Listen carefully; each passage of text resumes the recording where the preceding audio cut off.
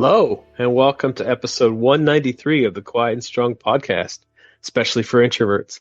I'm your host, David Hall, and the creator of quietandstrong.com. This is a weekly podcast dedicated to understanding the strengths and needs of introverts, along with strategies for success. Introversion is not something to fix, but to be embraced. Normally, we'll air each episode on a Monday. Be sure to subscribe on your favorite platform. Leave a review or a rating. That would mean a lot to me and help others find the show. Tell a friend about the podcast and help get the word out there that introversion is a beautiful thing. You're so quiet. I've always hated being told this. I heard this recently from someone who knows me fairly well, and it took me back for a moment. Relatively speaking, compared to my former self, it seems like I talk a lot. In the past, statements like this have shattered my confidence. But now, even though I'm not shy and I communicate as much as I want to, I am a deep thinker. And I think before I speak. I realized I may never say as many words as my extroverted friend, and that's okay. In fact, it's more than okay. As introverts, our deep thinking makes us brilliant. So how about you? Have you been crushed by being called quiet? And it's never helpful to say to the introvert that lacks confidence, but rather often confirms to the person, or they perceive it confirms to them, there's something wrong with me. I've talked with guests on the show about this and so many other introverts that felt like something was wrong with them. And I always point out that there are introverts that have always been confident and always aware of their introverted needs. But I was one that felt like something was wrong with me.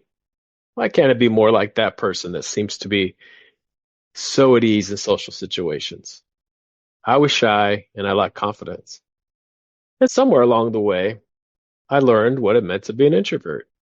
I also learned of the great gifts and strengths of introversion. I learned to understand my needs as an introvert and some strategies for success as an introvert. So a big epiphany for me was that there was nothing wrong with my introversion. What was wrong was my lack of understanding of my introversion. I learned that great strength comes from being an introvert, and this has given me great confidence. And I'm not shy anymore. Introversion and shyness are not the same.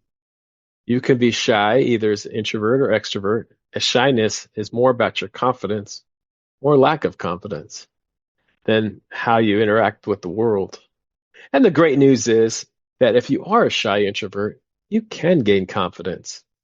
And this could be from some self-awareness and understanding what makes you great. For example, one of my gifts as an introvert is to think deeply, analyze, and come up with solutions. Over the past years of reading, thinking, analyzing, listening, observing, and talking, I have changed my life for the better. Along with discovering my strengths, I've come to understand that there are parts of me that are unchangeable, such as usually needing to think before I speak.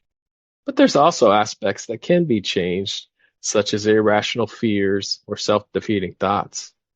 And by learning how to change these things, I can make my life better. So we're going to review many, many possible gifts and strengths that you may have because you're an introvert. If you need a boost in confidence, this could do the trick. But before we discuss strengths, let's review some factors that can contribute to shyness or a lack of confidence as an introvert, or how our introversion might cause that. You may not completely relate to all these things I'm going to mention, as we're all different individuals. However, my point is that we can come to understand ourselves, our strengths and needs. We can change our thoughts and our lives. Also, we're going to talk about understanding strengths as a confidence booster.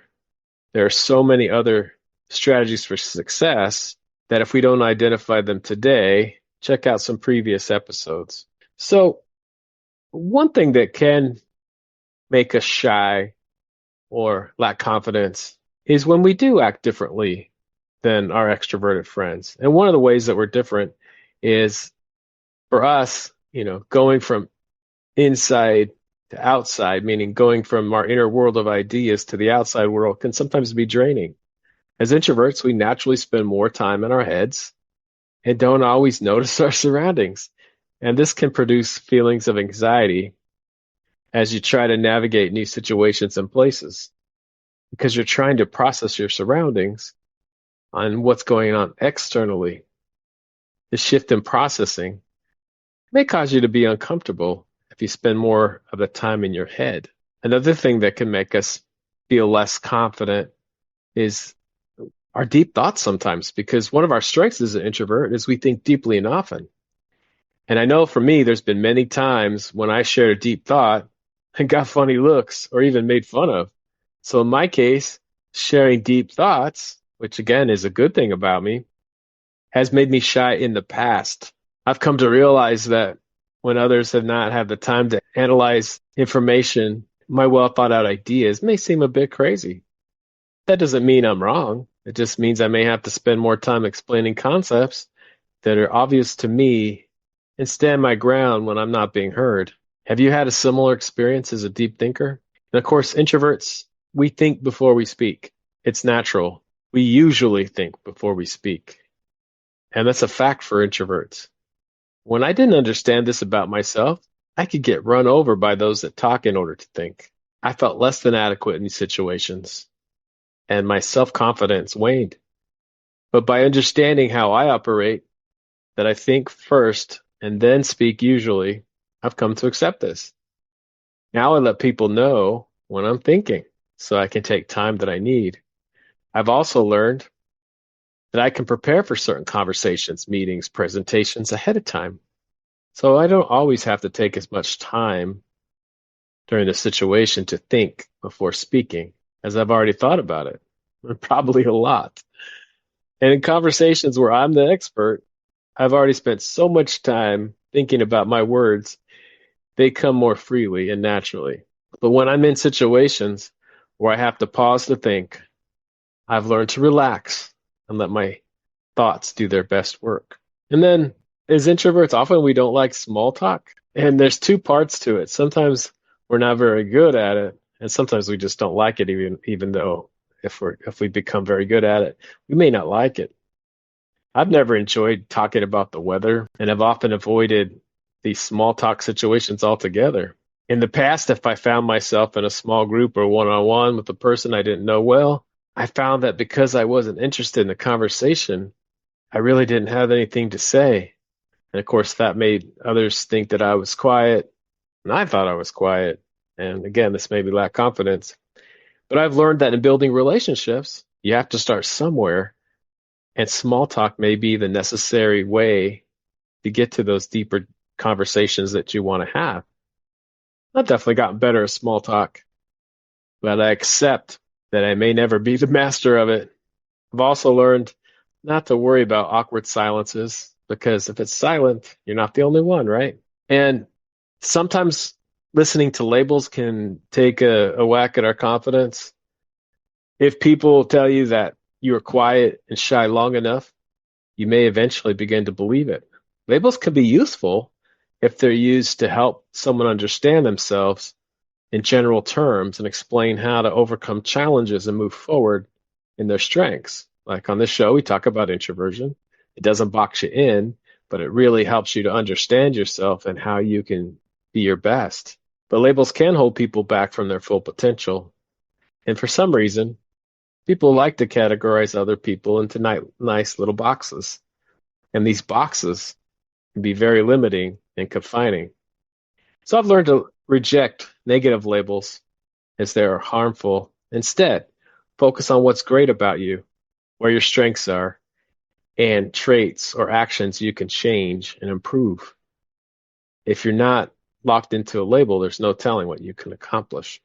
And something else that can cause us to be shy or lack confidence is comparing ourselves to others. We all have unique gifts, and no person has all the gifts.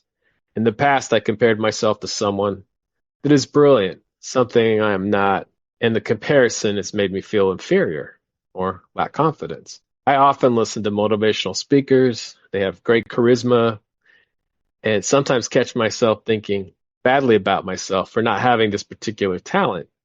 Instead, I realize that those I compare myself to may not have, just for example, the analytical gifts I have. And we all have our own important contributions to make.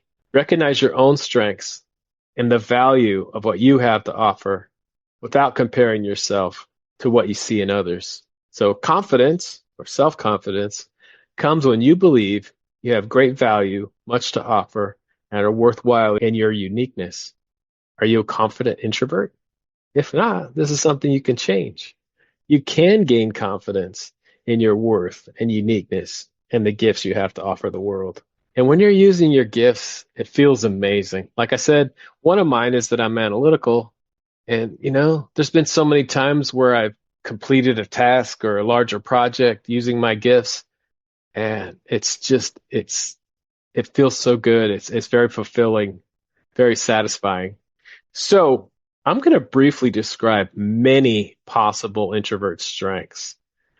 As introverts, we have a lot in common, but we are individuals, so you may not possess all these strengths I'm going to mention. I know I don't. So as we go over the list, identify the ones where you feel like you have this gift and because you're an introvert. So make note of several of these that you feel like, yeah, that's a gift of mine. So introverts possess a wide range of strengths. So number one, deep thinking. Introverts often enjoy introspective thought, which leads to profound insights and thoughtful problem solving. I think deep thinking is something that really is a characteristic of all introverts. Also, introverts are able to focus. We excel in focusing on tasks for an extended period of time without distraction, making us effective in tasks requiring concentration. We can have good listening skills. We tend to be excellent listeners, carefully absorbing details before contributing thoughtfully to discussions. Another one is empathy. And it depends on how you define it, but for this definition, for some introverts, the reflective nature enables them to be more attuned to others' feelings and needs. Now, I will point this one out as something I don't have as defined. I do care about people, but my empathy comes from a more logical place, whereas many of you actually have the ability of feeling the feelings of others. And this is often referred to as being empathic. Creativity. Many introverts channel their inner thoughts into creative outlets, producing art, writing, or innovative ideas. Independence. Introverts are often self-sufficient, working autonomously without the need for external validation. Is that true for you? We're gifted at observation. We're highly observant, noticing subtle details that others might overlook, which can be very valuable in decision making. We can also be calm under pressure. Our introspective nature helps us stay composed and thoughtful in high stress situations. Also, many introverts tend to be analytical and detail oriented, excelling in roles that require critical thinking and evaluation. Another gift that we have is depth in relationships. We often build deeper, meaningful relationships by investing in fewer but stronger connections. Yes, we like people. Introverts engage in thoughtful communication. We tend to be deliberate and purposeful in our communication, choosing words carefully to convey meaningful messages. We're also reflective. Another gift that we might have is self-awareness. Introverts spend a lot of time reflecting on thoughts and feelings, which fosters strong self-awareness and emotional intelligence. Another one, many introverts are generally patient and willing to take time with their tasks, allowing them to produce high-quality work without rushing. And again, does this one apply to you? Are you making a nice list so far? Resilience. Introverts often develop a quiet resilience, managing challenges internally and bouncing back from difficulties with strong inner resolve. Introverts might also have strong writing skills. Due to our preference for internal processing, many introverts excel in writing, where we can express ideas at our own pace. Strategic thinking. Many of us have the ability to see the big picture paired with careful analysis, and that allows us to be strategic and long-term thinkers. Detail-oriented. Some introverts have a knack for paying attention to fine details, ensuring that their work is thorough and accurate. We can be independent in our decision-making. Introverts are typically comfortable making decisions without relying heavily on others' opinions, trusting our own judgment. Innovation. Because introverts often spend time in solitude, they have the mental space to innovate and think outside the box, free from external distractions. We also can excel at problem solving. Introverts are methodical in their approach to problems, breaking them down, considering all angles before arriving at a well thought through solution. We can also be adaptable. It's true we might prefer structured environments a lot of the time, but we can adapt to changes by using our reflective nature to assess new situations calmly. And introverts can be loyal. Once introverts form close relationships that we spend some time on, we can be loyal and dedicated to maintaining those close connections over time. Many introverts can exhibit humility, preferring to let their work speak for itself rather than seeking the spotlight. Again, some of us are going to want the spotlight. We're not all the same. Introverts can be comfortable with solitude. Introverts often enjoy spending time alone, which allows us to recharge and also engage in productive self-reflection. Perseverance is another. Introverts are persistent and often continue working on tasks long after others may lose interest or motivation, leading to high-quality outcomes. Many introverts have a strong intuition, which helps them make decisions based on gut feelings and subtle cues others might miss. And we often possess a depth of knowledge. Our preference for deep focus allows us to master some complex subjects or skills over time, leading to expertise in specific areas. And often we're internally motivated rather than seeking external rewards or recognition. Introverts are often driven by internal goals and personal values, making our efforts more consistent and genuine. Another, we might have strong research skills. Introverts tend to be meticulous researchers, taking time to dig deep into topics and gather all relevant information before forming conclusions. And I know for me, I enjoy doing some research. Mindful learning. Introverts are self-directed learners who absorb information at their own pace, resulting in deeper understanding of complex subjects. Introverts also may have a gift for what we're going to call thoughtful leadership. Introverts, when in leadership roles, tend to lead through example and careful consideration, often empowering others with quiet confidence and empathy. Introverts can be amazing leaders. Critical thinking. Introverts excel at weighing the pros and cons of a situation, making well-rehearsed decisions that are grounded in analysis and logic. We also can be very good at long-term planning. With the preference for careful consideration, introverts often excel in creating long-term strategies and plans, balancing immediate actions with future goals. And the next one, resourcefulness. We're adept at finding solutions independently, using creativity and persistence to overcome challenges without needing external assistance. And we're intellectually curious. Introverts often have a deep thirst for knowledge and understanding, leading to explore a wide range of interest in depth. And we can also be comfortable with ambiguity.